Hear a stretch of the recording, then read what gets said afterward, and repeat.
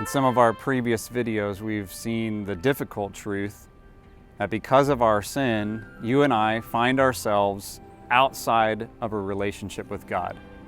Because of our choice of sin, we deserve God's judgment. It's at this point that we naturally think to ourselves, well, if breaking God's law has gotten me into this problem, I know what I'll do. I'll do the best I can to keep God's law, and my good works will outweigh my bad works, and everything will be okay.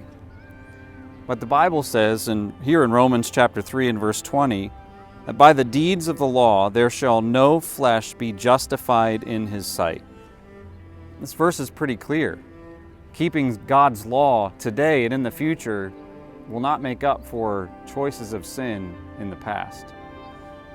And on top of that, Isaiah chapter 46 verse 6 says, "But we are all as an unclean thing, and all our righteousnesses are as filthy rags." You'll notice that God doesn't describe our sin as filthy rags. He describes our righteousness as filthy rags. And this might sound offensive. How could God view my good works in this way? But the key to understanding this verse is really in the first part.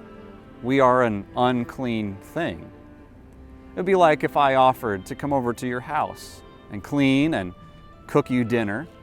You might be open to that offer. You might be accepting of that offer until you find out that I have a deadly, contagious disease.